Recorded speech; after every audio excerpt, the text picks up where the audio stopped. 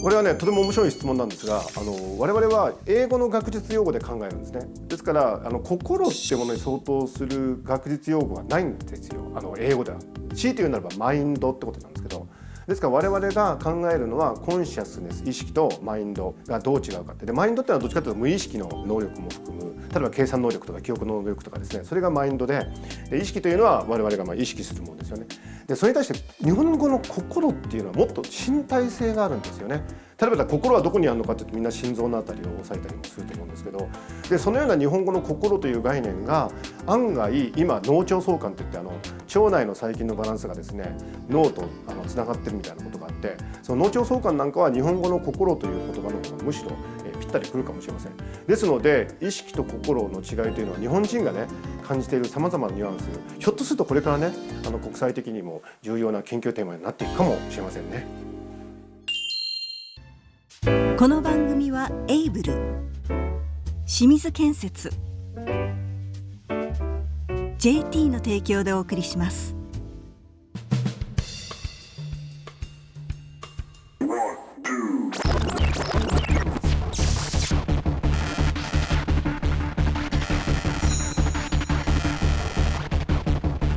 Imagination is more important than knowledge.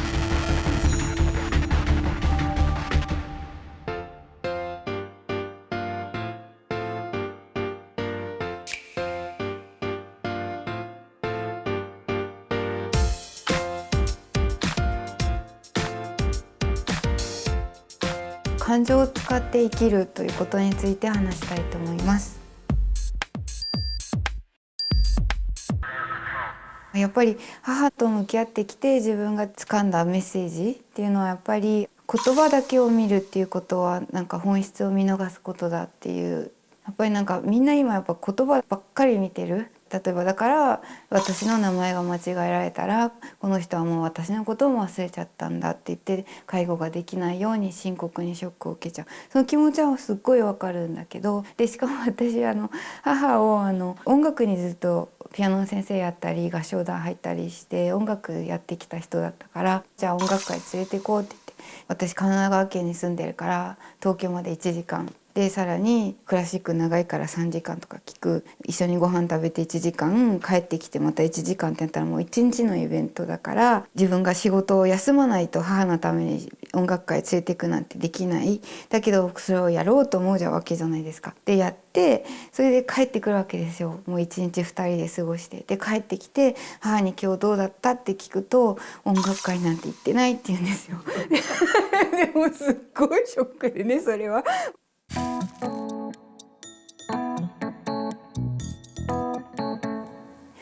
言葉では言ってないとか覚えてないって言ってても、それは言葉だけの話なんだっていうのが私の哲学で、実際には本当にいい音楽を耳で聴いてきたんじゃんとか、一緒に美味しいものを体で食べたじゃんとか、危ない時には手もつないでちょっと恥ずかしいけど歩いちゃったじゃんとかで、本当にいい時間がそこにあって体で全部感じてきたわけじゃないですか。で健康な人はじゃあ音楽会どうだったって言われたらよかったよとか言って、体験はいっぱい全部あるのに最後の最後によかったよって言うんですよ。でも認知症の人はそのまとめ上げてって最後に言葉にすることができないだけなんですよ。でも全部あるんですよ、体験したことは全部。でそれは赤ちゃんにも言えて、赤ちゃんも今日何があったかって言葉で言えないじゃないですか。じゃあ言葉で言えないから、じゃあ赤ちゃんのこと殴って育てていいですか、抱きしめて育てるのとその後どうなるんですかって言ったら、精神的な安定も感情の発達も全く変わるわけですよ。ってことは何が起きたか言葉で言えなくてもみんな知ってるわけですよ、赤ちゃんですら。音楽会に一緒に行ったのと行かなかったのとは全然本当は違う人生になってる、母の場合も。で私たちは言葉で言えることだけを見ていて、感情っていうものを全く見ない。だからそうじゃなくて感情を見るってことができるようになったら、みんな全然違う見方ができるようになるよっていうのが私が言いたいことで、だから私も自分の感情をマックスに使っていきたいんですよ。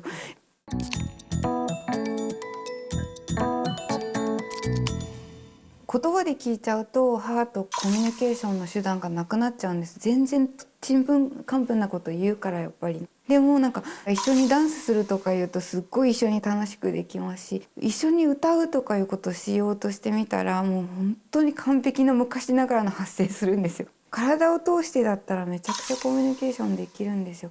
やりようがいっぱいあるの。コミュニケーションができないってことでダメな人認定降りちゃうんですけど、通常の場合そうじゃなくて、人間っていっぱいあるよっていう、人とうまくやりたいとかそういう社会性とか全部そういう感情残ってるんですよ。脳部位としても残ってたんですよ、調べたら。それってすごくないですか。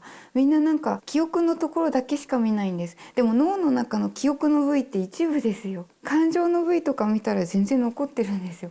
そしたらなんかなんでそっちは見ないのかなって。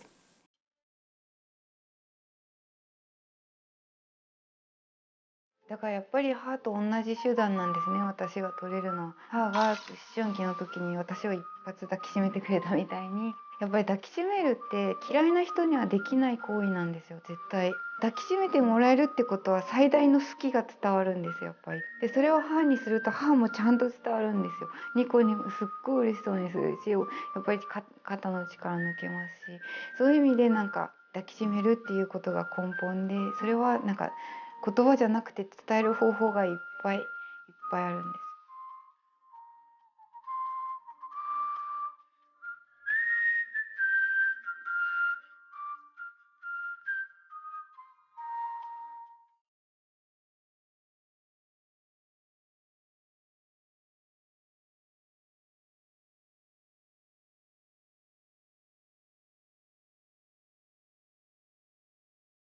あまり喧嘩したくない。だ俺平和主義じゃないの。ちょっと待って、どっちのせいで喧嘩してるの？こっちでしょ。あれ？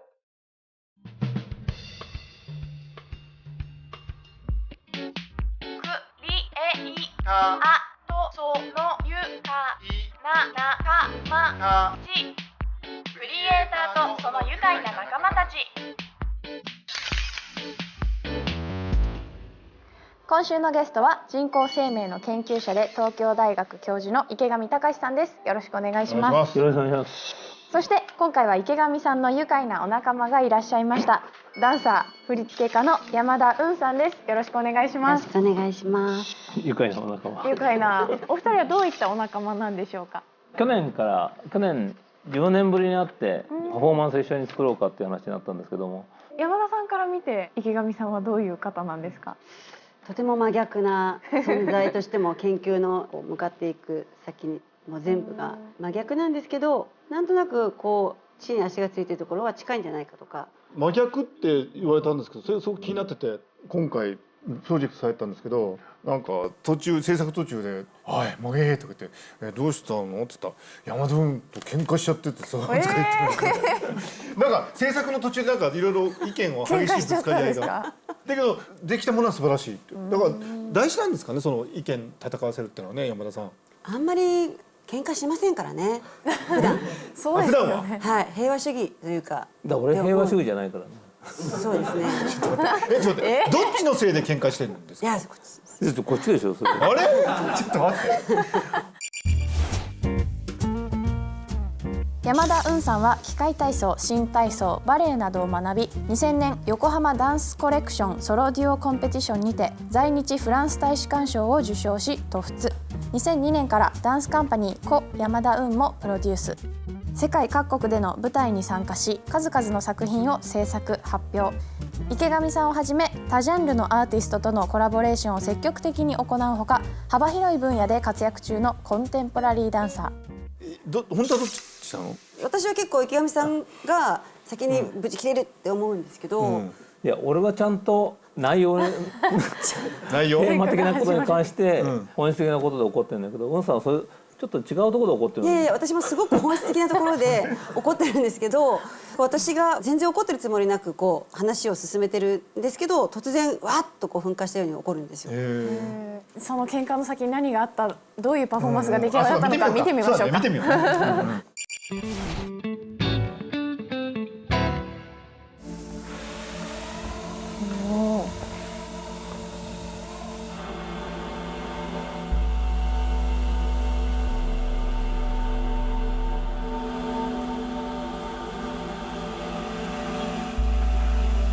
でなんでこうなるかっていうことなんだけど、水なんて、みんな同じ分子ができてるじゃないですか。でもすごく集まるとそいつが氷になったり液体だったり、more is different っていう言葉がありますが、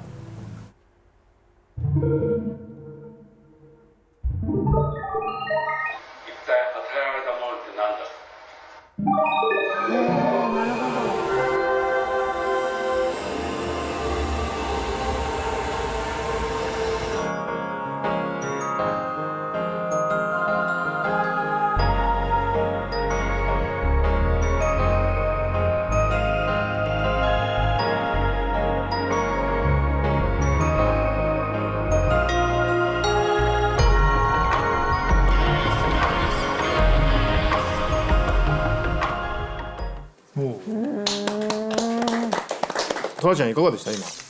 すごくなんか不思議な感じです。やっぱりでも今人間と人工知能の関係を考える上ではすごくこういうアート表現っていうのは大事なことなんだなって改めて思いましたけどもね。とてもだから喧嘩して作ったと思えないくらい本当ですね。素晴らしかったですけど。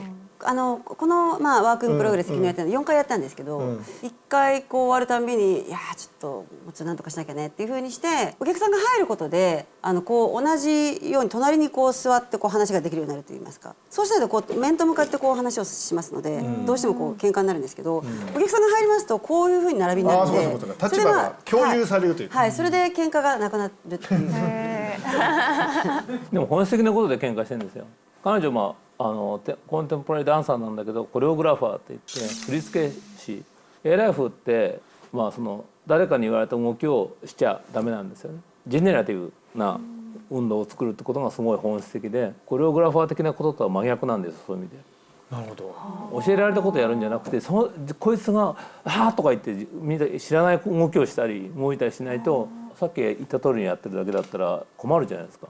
そこがまず根底にあって、だからダンサーの場合自分でやるんだったらインプロビゼーションって言うんだけど、コレオグラファー的なことを最初はだから入れたくないっていうふうに言ってたんですけど、で2幕目を見た時に何かが足りないなと思ったっていうのが一つで、単にランダムにやってるだけに見えちゃったり、特にこういうコンテンポラリーダンサーと意味が特に付与してるわけじゃないから、もうちょっとなんか秩序だったものがあることで無秩序な部分も際立つし、そういうのにちょっとやってみたいなと思ってで初めて提案したんだよね。そうです。ずっとコレオグラフィーを否定していて、いやコレオグラフィーっていうのは A ライフ的ではないってずっと言ってたんですけど、初めていやコレオグラフィー必要でしょうってやっと気づいてくれたっていう。いい話じゃないか。そう、最初のそのコレオグラフィーはいらないっておっしゃられてた時っていうのはほとんどだから即興ですね。即興で踊るってことをひたすらダンサーに課すんですけど、限界がやっぱりあって、それはもうカオスになってしまうので。で踊ってる人もカオスになってきちゃうし、見てる人もカオスになっちゃってっていうことに気づいてくれてよかったこれでも意外とすごく本質的なことは、俺池上さんともう20年ぐらい30年か、激突することあるとしたら、池上さんはどっちかというと意味というものとか作り込みとかそういうことを否定する側で、僕はどっちかというとトラディショナルな芸術のいいものを作るっていう。で最近なんか随分歩み寄ってきたんで、2、30年かけて。だから山田さんこの短い時間でよく池上に「コレオグラフィー大事でしょ」って言うようになったんだ。すごくない？対比を作るためにはね。すごい。ヤンキーの兄ちゃんが持ってきたエレベーターに「あ、財布ないかもしれない」その時の仕草が素晴らしいなと。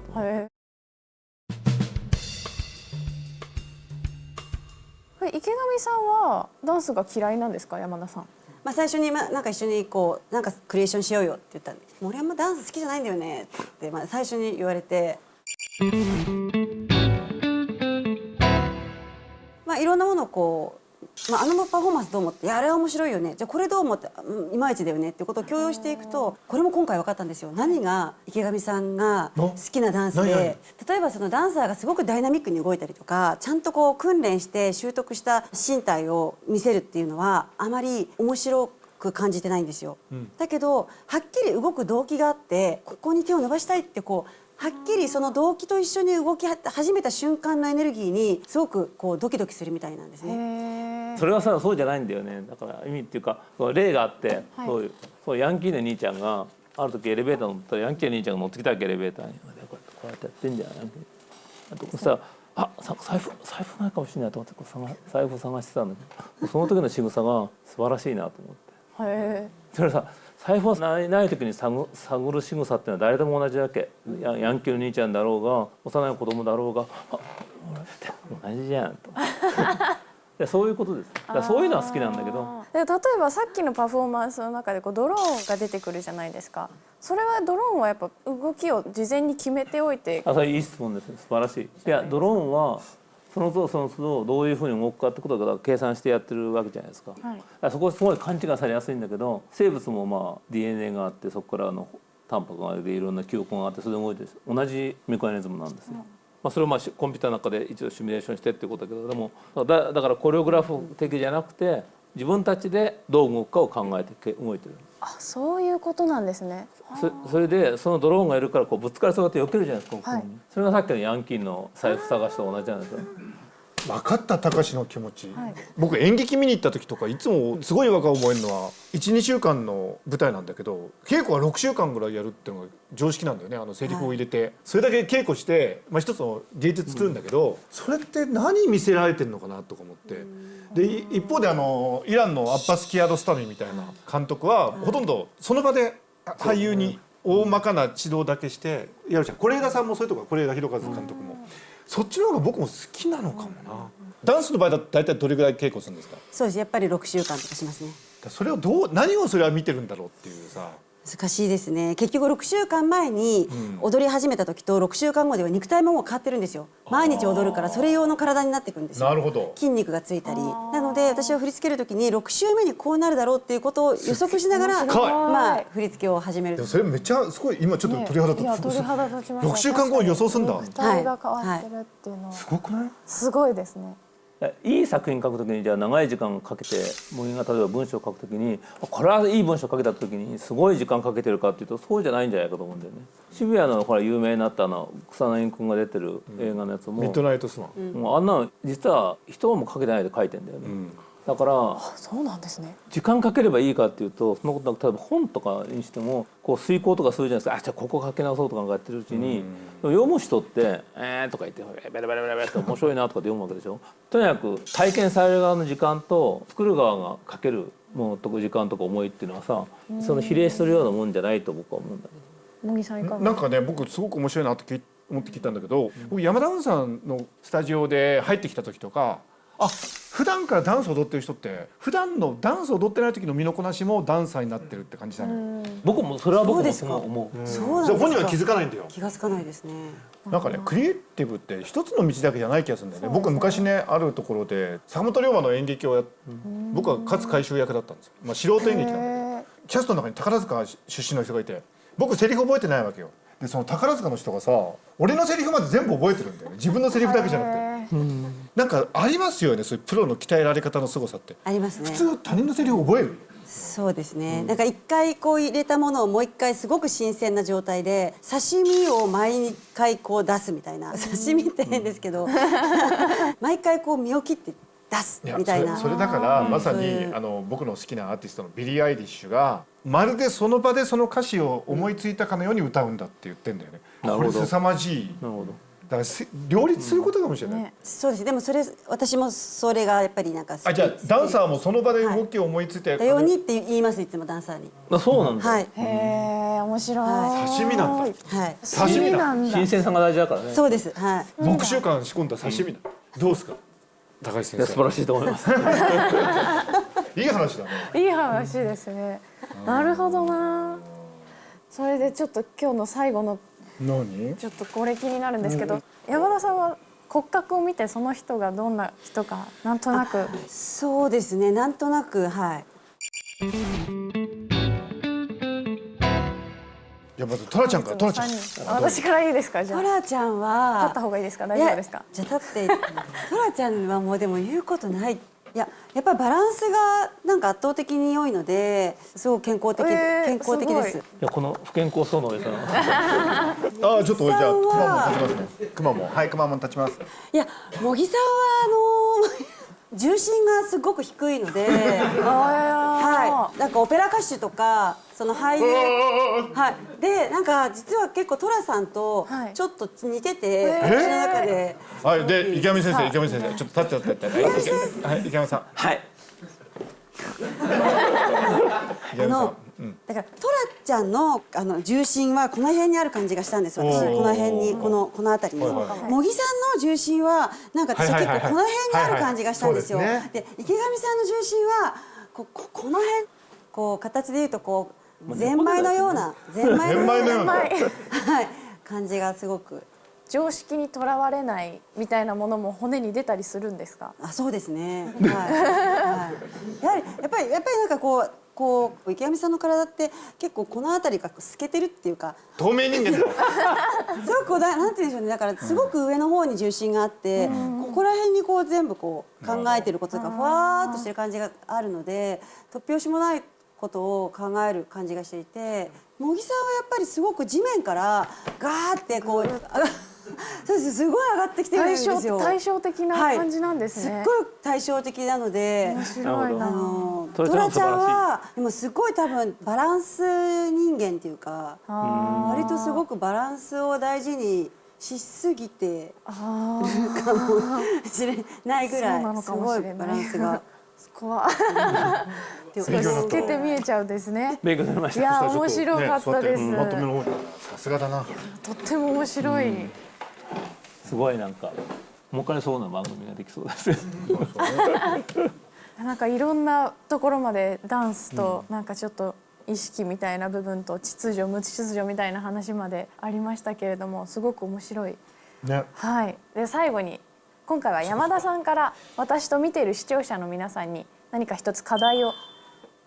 無意味な動きを考えてこうやる。運動なのか目的を持ってないその動きを考える。確かに、はい、なかなかしないですからね、無意味な動きって無意味な動きか日常生活で無意味な動きか運動なのかわかんない。やってみましょう。ちょっとこれ難しいな。どうやったらいいですか。すごい得意そうだけど。もう今できちゃう。うるさいわ。そうなんですね。みんなでやってみましょう。はい、みんなでやってみましょう。ということで今回山田雲さんにお越しいただきました。ありがとうございました。